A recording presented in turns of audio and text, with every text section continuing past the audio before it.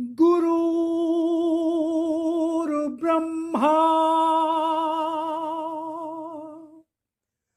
गुरुर्विष्णु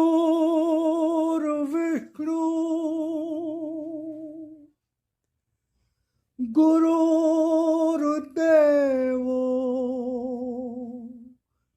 महेश्वरा गुरुर्साक्षात् परब्रह्म तस्मै श्री गुरुवे नमः।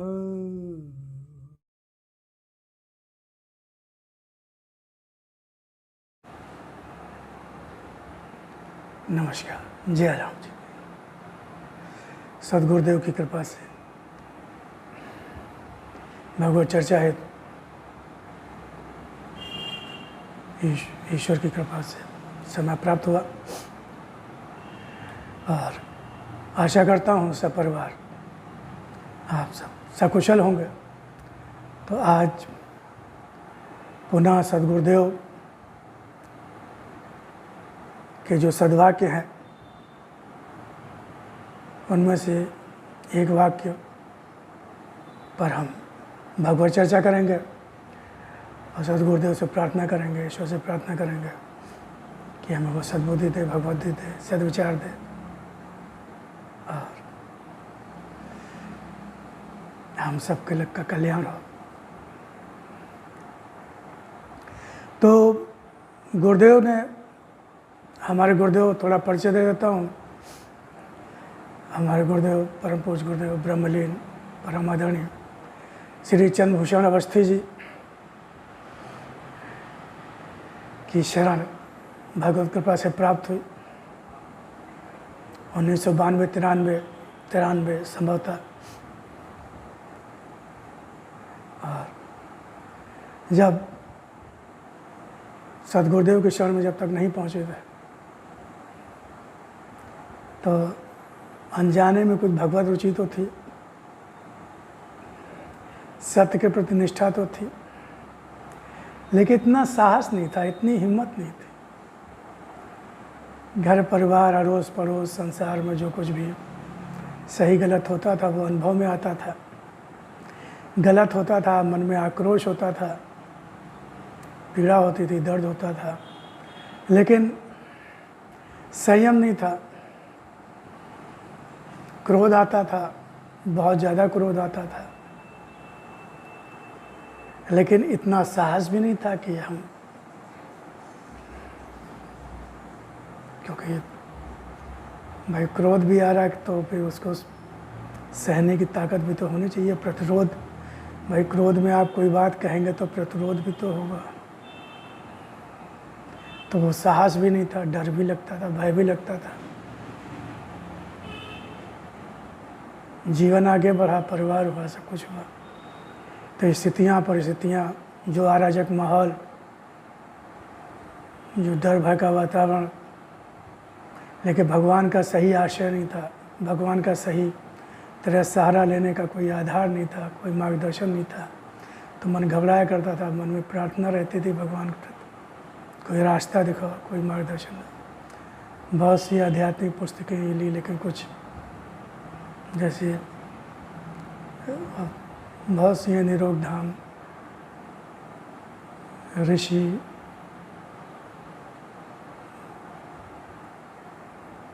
पत्र या पत्रिका शायद एक आशाराम जी बापू की आती थी, वो उस समय काफ़ी उनका सब प्रचार था, और अखंड ज्योति, तो ये सब पढ़ते थे, लेकिन बहुत कुछ अंदर से मजबूती आ नहीं पा रही थी। लेकिन फिर भगवत कृपा से हमारे ऑफिस के एक सहपाठी,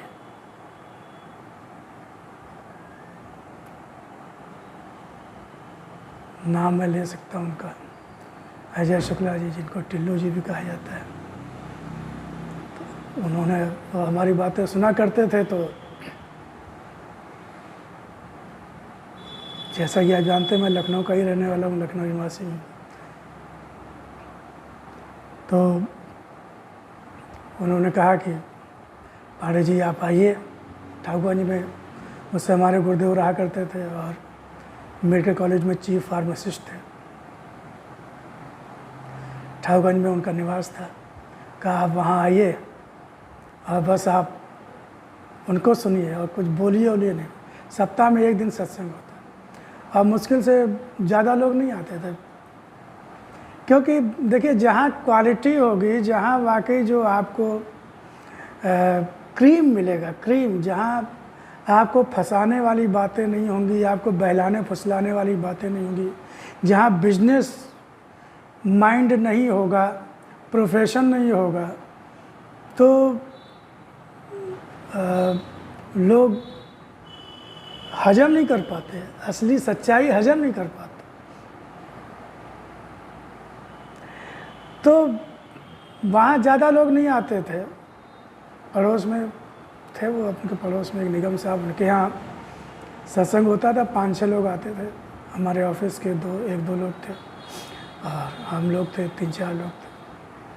तो वो आते थे तो कहा नहीं आप बस सुनिए, आप कुछ न बात करिए, आप उनको बस सुनिए, आधा पौन घंटा 1 घंटा जो भी उनका होता है, घंटा 1.5 घंटा 2 घंटा सुनिए, बस आपके सारे प्रश्नों का जवाब आपको मिलेगा। तो हम वहाँ गए, जाने लगे, हमको थोड़ा ठीक लगा, अच्छा लगा और हम उनको सुनने लगे। और सुनने लगे तो सुनते सुनते हमें कुछ फिर ऐसा लगा भी कि हाँ, क्योंकि हम वैसे ही बहुत संकोची आदमी थे, तो हम वैसे भी ज़्यादा हम बोलते नहीं थे और ज़्यादा हम प्रश्न थोड़ा नहीं करते थे नई जगह पे या अनजाने माहौल में। तो वैसे भी हम प्रश्न बहुत कम ही हमने प्रश्न किए और सौभाग्य से हमारे मन में जो भी प्रश्न आते थे, शंकाएं आती थी, कुछ वो सब उनका समाधान, उनका उत्तर कहीं ना कहीं आगे पीछे मिल जाता था। 2-4 सत्संग में, उस सत्संग में वो सारा समाधान होता जाता था। तो हमको बड़ी शांति और बहुत मजबूती मिलती थी और हमें लगा कि भगवान की कृपा से गुरुदेव के शरण में भगवान ने हमको पहुंचा दिया। तो बहुत शांति, बहुत अंदर से बहुत मजबूती मिलने लगी। जो डर भय था, अज्ञात डर भय था, कैसे जिएंगे, परिवार है, कैसे परिवार के साथ सबको साथ में लेकर रहेंगे, क्योंकि परिस्थितियाँ भी सब बहुत अनुकूल नहीं थी, आर्थिक स्थिति बहुत अच्छी नहीं थी सबकी, लेकिन सब फिर बड़ा आराम से सब निपटने लगा, चलने लगा। तो आज मैं उन्हीं, हम काफ़ी 20-22 साल 25 साल तक हमें गुरुदेव का भौतिक संरक्षण हमें मिला। गुरुदेव का संरक्षण आज भी है, गुरुदेव संरक्षण आज भी है, निश्चित रूप से भौतिक संरक्षण मिला हमें।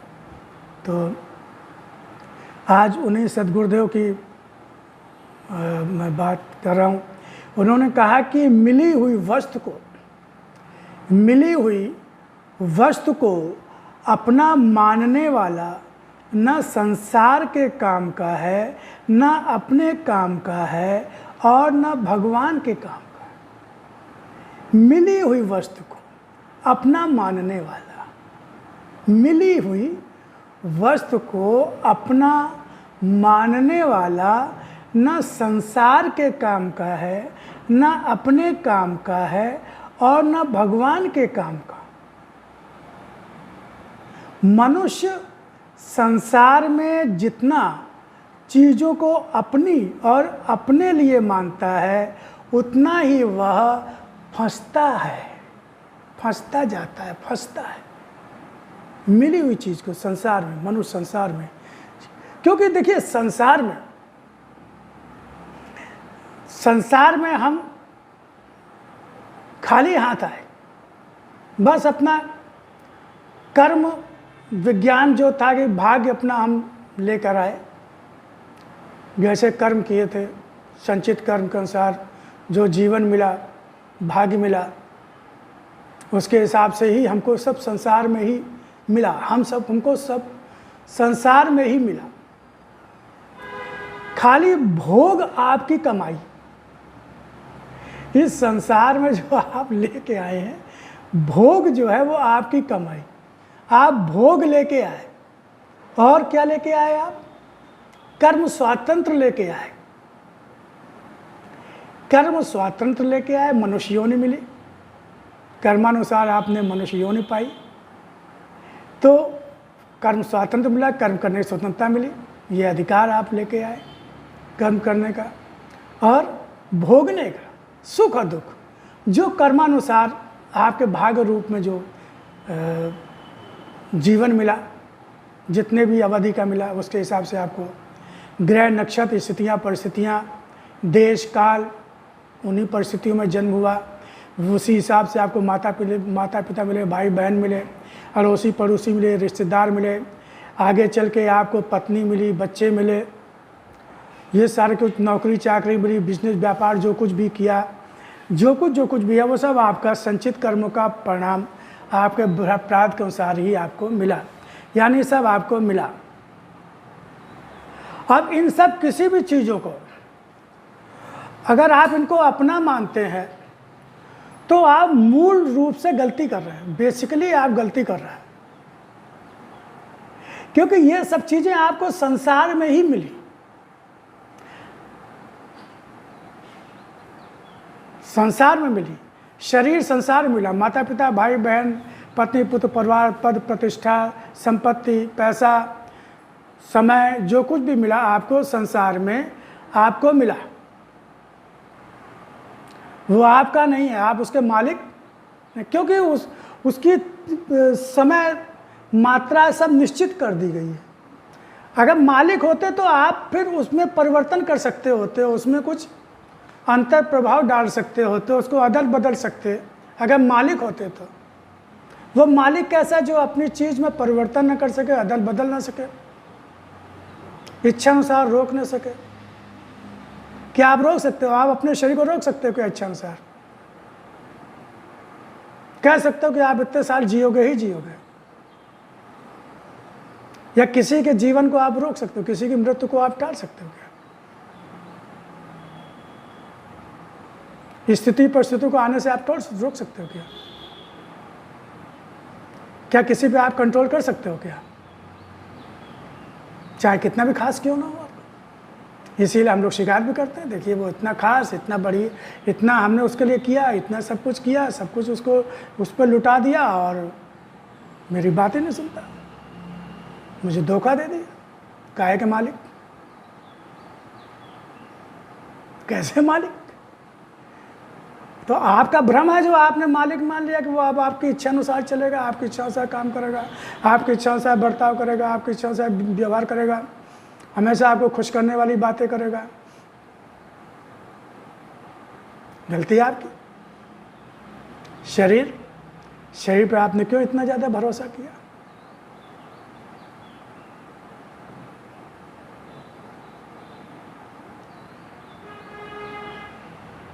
रुपया पैसा धन दौलत जो कुछ भी है, तो वही गुरुदेव ने कहा कि मिली हुई वस्तु को अपना मानने वाला न संसार के काम का है, वो संसार का भी भला नहीं कर सकता। वो संसार, क्योंकि ये सारी चीज़ें जो भी हमें संसार में मिली वो संसार की सेवा के लिए मिली है, संसार की सेवा के लिए। शरीर है, शरीर में शक्ति है, जो बल है, और हम उनकी सेवा करें, संसार की सेवा करें इन सब चीज़ों से।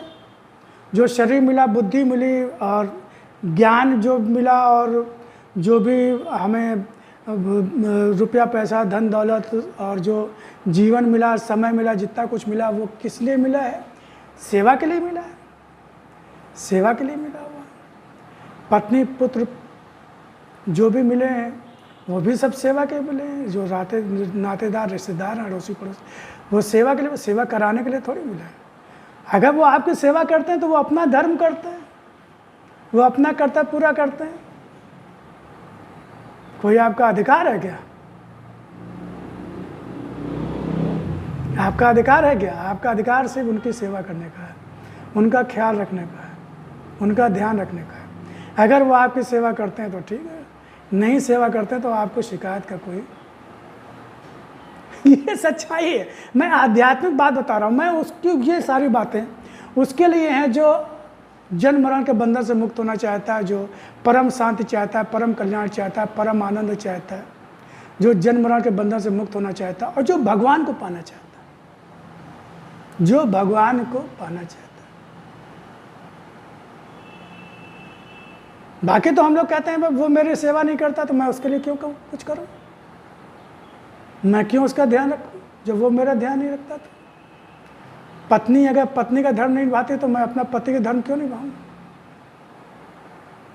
नहीं, ये नहीं चल सकता। आध्यात्म के क्षेत्र में ऐसा नहीं चलता। अगर आप आध्यात्मिक व्यक्ति हैं, अगर आप सुख शांति चाहते हैं, आनंद चाहते हैं, भगवान की भगवत प्राप्ति चाहते हैं, तो आप अपना कर्तव्य करो। आप दूसरा क्या कर रहा है वो दूसरा जाने, वो उसका भाग्य जाने, उसकी किस्मत जाने। वो अपना धर्म नहीं निभा रहा तो उसके हिसाब से उसको फल मिलेगा, परिणाम मिलेगा। लेकिन आप अपना कर्तव्य, आप अपना धर्म क्यों छोड़ते हो? एक ने अपना धर्म छोड़ दिया तो आप अपना धर्म छोड़ दोगे। एक अगर अपने कर्तव्य का पालन नहीं करता तो आप अपना कर्तव्य पालन छोड़ दोगे। हमारे गुरुदेव थे, हम लोग देखिए बैठते थे गुरुदेव के पास, तो खाली समय होता था, सत्संग तो सप्ताह में एक दिन होता था, तो उस समय सत्संग बातें होती थी। और वैसे भी अक्सर जाते थे गुरुदेव के पास, बैठते थे तो बातचीत होती थी। तो कहना नहीं चाहिए, मैं कहना नहीं चाहता हूँ। और तो ऐसे ही परिवार में एक व्यक्ति के बारे में, तो गुरुदेव आप तो उनका इतना ख्याल रखते हैं, सब कुछ करते हैं, लेकिन उतना वो ध्यान आपका नहीं रखते हैं। और आप तो बहुत ध्यान रखते हैं, लेकिन उतना ध्यान जितना होना चाहिए आपके प्रति उतना नहीं होता है। तो वो हंसने लगते थे। वो कहते थे क्या कर रहे हैं, वो अपना काम कर रहा है जो हमें करना है, वो अपना काम कर रहा है जो उन्हें करना है। उन्हें क्या करना है वो जाने, लेकिन हमें तो पता है हमें क्या करना है। हमें क्या करना है ये तो हमें पता है। तो हमें पता है तो हम कैसे अपने कर्तव्य से, अपने धर्म से विरत हो जाएं। अब वो क्या करते हैं वो समझे, वो ये हमें हम के इसके लिए क्या कर सकते हैं।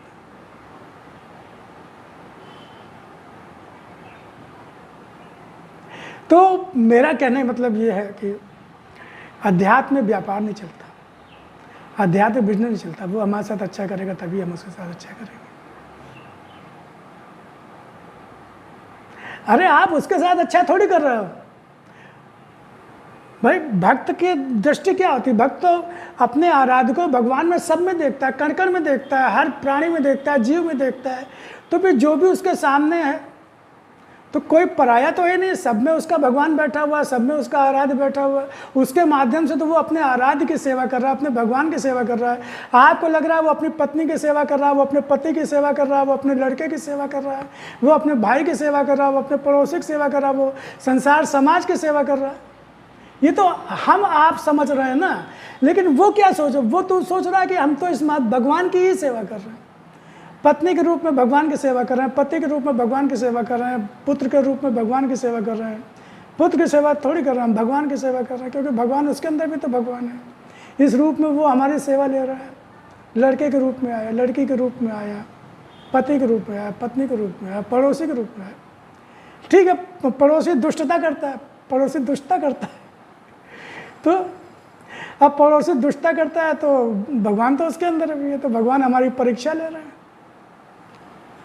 कि कितना तुम्हें संयम है अपने क्रोध पर, द्वेष भाव पे, कटुता पे संयम है कि नहीं, कि बड़ी बड़ी बातें बोलते हो, कहते हो, सुनते हो।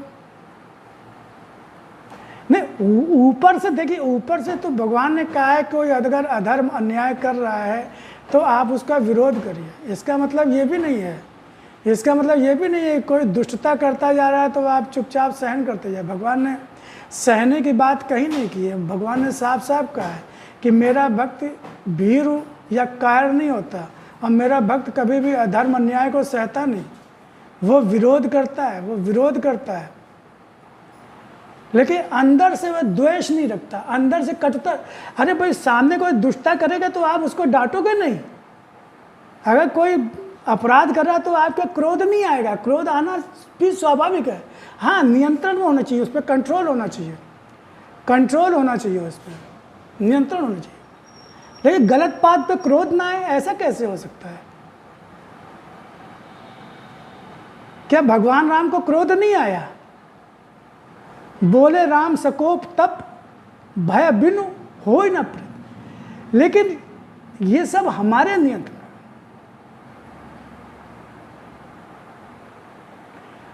अधर्म के विरुद्ध, अन्याय के विरुद्ध क्रोध करना सही है। अधर्मी अन्यायी का विरोध करना, अगर आप दंड देने में सक्षम है तो दंड देना आपका धर्म है। क्या हमारे बड़े बड़े महापुरुष हुए, भगवान श्री राम, भगवान श्री, क्या शिक्षा दी है? भगवान श्री कृष्ण ने कंस का वध किया, वो तो उनके मामा थे, रिश्तेदार थे, वध किया। लेकिन क्या कंस के प्रति उनके मन में कोई द्वेष भाव था, कोई कटुता थी? नहीं।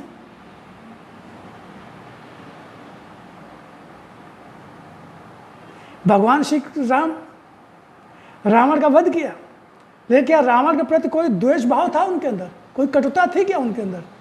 द्रोह था क्या उनका?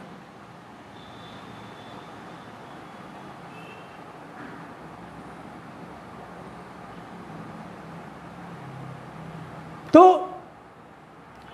गुरुदेव ने कहा कि मिली हुई वस्तु को अपना मानने वाला ना संसार के काम का है। क्योंकि जब वो अपना मानेगा तो वो त्याग, क्योंकि भाई अध्यात्म में तो त्याग तो प्रमुख होता है। त्याग अगर उसे अपना मान लोगे तो त्याग कैसे करोगे?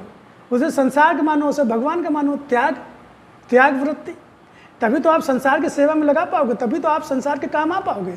जब अपनी क्षमता, अपनी शरीर की शक्ति, बुद्धि और समझ और जो भी ज्ञान है और जो भी आपको सामग्री मिली है, तो आप वो संसार की सेवा में, तभी तो आप संसार काम के होगे।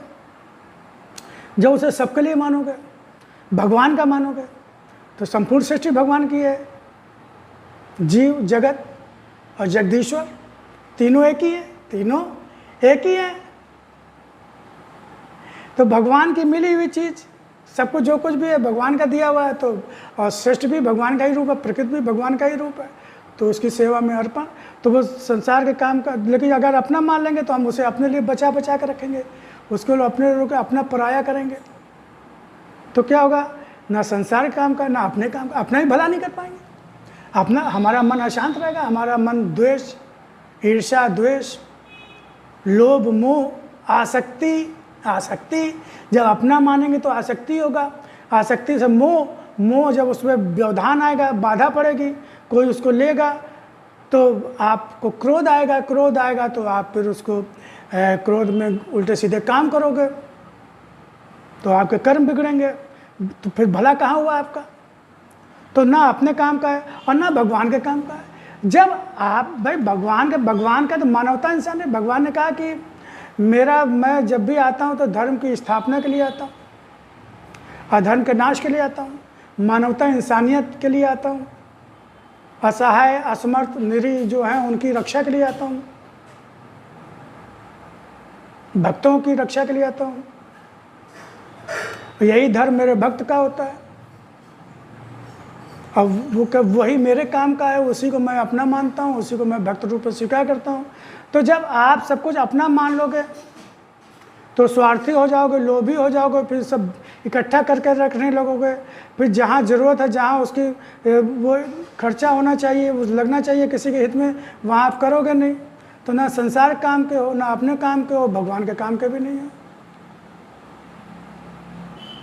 क्योंकि भगवान ने तो जो सब कुछ बांटते गए, सबको देते गए, सब कुछ जो कुछ भी उन्होंने जो अपना जीवन जैसे जिया, उन्होंने कुछ भी अपने लिए तो रखा ही नहीं।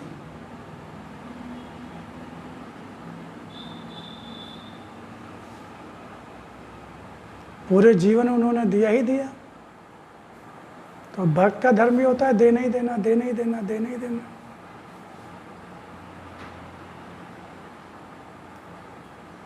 देना क्या, उसका अपना कुछ है नहीं, वो भगवान दे रहा है, वो आगे बढ़ा दे रहा है। गड़बड़ी तो संसारी, जो हम सब लोग जो संसारी लोग हैं ना, वो देने वाला भगवान है, उसको हम अपना मान के समेटे बैठ जाते हैं। रखे रहो, रखे रहो, रखे रहो, कहीं चला जाए, कहीं छीन ले। अरे तुम्हारा पकड़े रहने तो क्या वो पकड़ा रहेगा क्या? वो तो जाएगा ही। जितना ज़्यादा पकड़ोगे उतना ही ज़्यादा दुख होगा, उतना उसको तो जाना है, तो जाके ही रहेगा। बड़ी बड़ी संपत्तियां, बड़ी बड़ी कोठियां, बंगले, करोड़ों अरबों रुपया लोगों ने इकट्ठा किए, पूरी जिंदगी षड्यंत्र, साजिश, जोड़ तोड़, तिकड़म, या दिन रात मरते रहे पैसा कमाने, पैसा कमाओ, पैसा पैसा पैसा पैसा पैसा पैसा पैसा पैसा, अब पैसा पैसा पैसा ऐसा करते ऊपर निकल गया, पैसा सब यहीं रह गया, वासना जो थी वो चली गई। फिर सांप बन के किसी खजाने में पहरेदारी कर रहे हैं, किसी खजाने की, सांप बन के।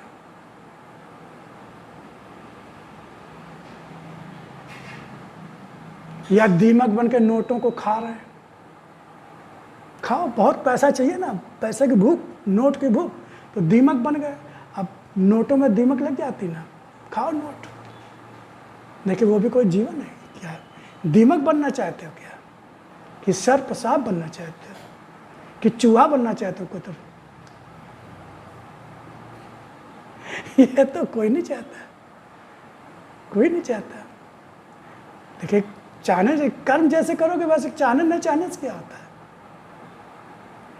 अगर हम कर्म ऐसे करेंगे तो बनेंगे, चाहे न चाहे। तो हमें कर्म बदलना है, अपनी सोच बदलनी है। तो वही गुरुदेव ने कहा, मिली हुई वस्तु को अपना मानने वाला ना संसार के काम का है, ना अपने काम का है, ना भगवान के काम का है। मनुष्य संसार में जितना चीज़ों को अपनी और अपने लिए मानता है उतना ही वह फंसता है। संसार में मिली हुई चीज़ों को, जितना चीज़ों को अपनी और अपने लिए मानता है, अपनी अपने लिए, उतना ही फंसता जाता है। भंवर रहेगी, भंवर है, दलदल है, दलदल धंसता चला जाता है, धंसता चला जाता है, धंसता चला जाता है। ये भी हो जाए, वो भी हो जाए, अब हो गया तो अब कोई ले ना ले, कोई छीन ना ले, कहीं कुछ ना हो जाए, कहीं कुछ ना हो जाए। देखता है कोई, देख तो नहीं रहा है, कहीं कोई निगाह तो नहीं रखे हुए है। अब उसको हिसाब किताब लगा रहा है, सीए रखा हुआ है, वो रखा हुआ है, इनकम टैक्स की चोरी कर रहा है, इनकी कर रहा है, उनकी कर रहा है, सभी कर रहा है। अरे पूरी जिंदगी अपनी दिमाग उतना ही फंसता जाता है। फिर जैसी मति वैसी गति, जैसी मति वैसी गति। बहुत सारी बीमारियां भी आ जाती हैं, शरीर बीमार हो जाता है, बहुत सारी बीमारियां आ जाती हैं, टेंशन, तनाव, डायबिटीज़, ब्लड प्रेशर, ये वो, बीपी हाई, और सब हो जाता है। बहुत सी शत्रुताएं हो जाती हैं कि भाई तुम अपना मान रहे हो, बहुत से लोग अपना मान रहे हैं। जिन चीज़ों को तुम पाना चाहते हो उन चीज़ों को बहुत सारे लोग पाना चाहते हैं। 90% लोग पाना चाहते, 95% लोग पाना चाहते, जिसको तुम पाना चाहते हो। भीड़, धक्का मुक्की शुरू होती है, प्रतियोगिता शुरू होती है, गिराना उठाना शुरू होता है। उसमें फिर मार डालेंगे, मार भी डालते हैं लोग, या मर जाते हैं, या तो आप उनको मार देते हैं, या वो आपको मार देते हैं। क्या के लिए? संपत्ति के लिए, रुपए पैसे के लिए। मुकदमे ढेरों, पेशी,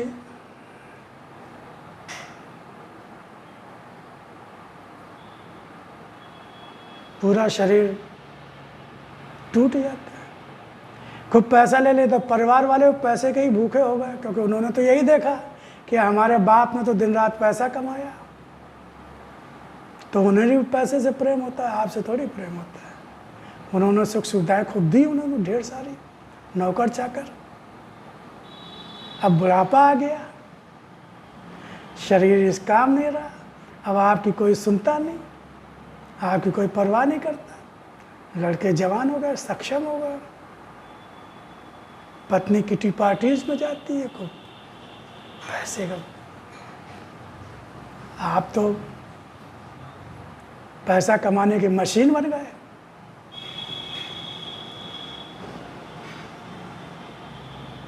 ढेर सारी बीमारियां हो गई, बुढ़ापा आ गया, अब प्रभाव कम होने लगा, लोग आने जाने कम लगे, रिटायर्ड हो गए, हो गए, ये सब हो गए।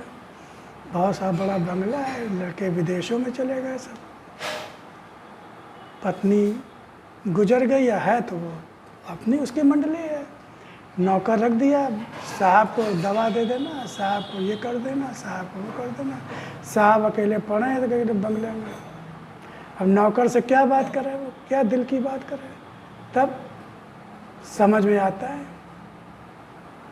कि हमने तो पैसा कमाया, अपनापन प्रेम और प्यार कहाँ कमाया, समय कहाँ दिया परिवार वालों को, उनको सबको। हमने तो उनको पैसा ला ला के दिया है, प्रेम प्यार कहाँ दिया। तो जितना मनुष्य संसार, भगवान को तो अपना कभी माना नहीं, क्योंकि भगवान की पूजा तो संसार के लिए करते रहे, बिजनेस बढ़ जाए, व्यापार बढ़ जाए, ये काम हो जाए, वो काम हो जाए, तब तिलक चंदन और माला और ये वो मंदिर से बना दे। तो हम तो भगवान से प्रेम कहा था, हमने तो संसार से प्रेम था, संसार प्राप्ति के लिए भगवान से प्रार्थना करते, भगवान हमें ये दे दो, भगवान हमें वो दे दो, भगवान, क्योंकि हमें लगता था कि भगवान से प्रार्थना करेंगे तो ये मिल जाएगी। और जब ये विश्वास भी होता है कि जब विश्वास ये टूट जाता है कि अरे भगवान की प्रार्थना करने से, तो भगवान का नाम लेना बंद कर देते हैं। अरे प्रार्थना करने फ़ायदा क्या है? कुछ लोग कहते हैं अरे मेहनत करो, मेहनत से मिलेगा, भगवान से क्या मिलेगा, भगवान से क्या मिलेगा, भगवान क्या देगा, मेहनत मेहनत मेहनत। भगवान क्या होता है, भगवान क्या चीज़ है? करो मेहनत, कितनी करोगे मेहनत, कब तक करोगे मेहनत? अच्छी है मेहनत करो। जब शरीर काम नहीं देगा, जब शरीर में ताकत नहीं रहेगी, आंखें काम नहीं करेंगे, कान काम नहीं करेंगे, दिमाग काम नहीं करेगा,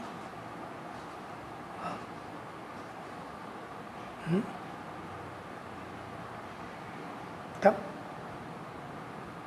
भगवान को तो आपने कभी माना ही नहीं।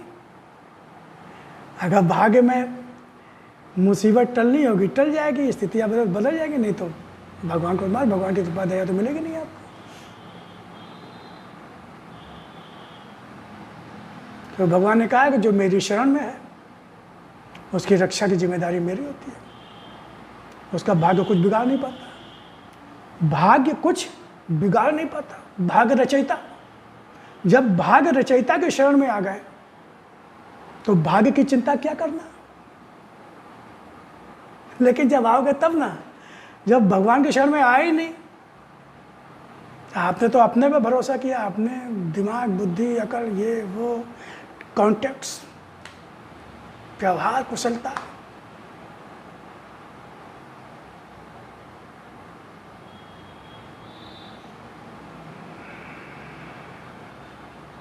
जब कोई साथ नहीं देता तो सिर्फ भगवान साथ देता है, और जिसका भगवान साथ देता पूरी दुनिया उसका कुछ भी बिगाड़ नहीं सकती, और जिसका भगवान साथ नहीं देता पूरी दुनिया उसके पक्ष में खड़ी हो जाए, उसका भला उसको कोई बचा नहीं सकता। बहुत से उदाहरण है, उदाहरणों की कमी नहीं है, आँख कान खोल के रखे हैं, सब देखने में। तो दलदल है, संसार एक दलदल है, जितना डूबता है, जिस संसार में डूबेगा, जितना डूबेगा उतना ही उसका जो है उससे निकलना मुश्किल होता जाएगा। एक बार डूबता गया तो फिर डूबता चला जाता है, डूबता दलदल में धंसता चला जाता है, धंसता चला जाता है, फिर सिर्फ भगवान ही उसको निकालता। लेकिन भगवान के अगर सही शरण में हमें जाना आता नहीं, भगवान के शरण में जाना, आर्त पुकार, दीन होकर सारा अहंकार अभिमान को छोड़कर दीन होकर भगवान को पुकारेंगे। मेरे तो गिरधर गोपाल दूसरों न, मेरे तो गिरधर गोपाल दूसरों।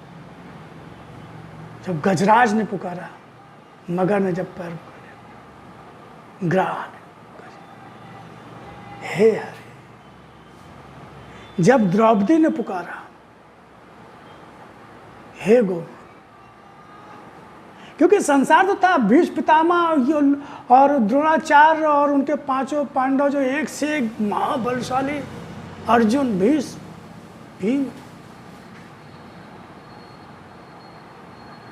पूरा संसार तो था। क्या संसार बचा पाने की स्थिति में था? क्या उनको बचा रहा था क्या?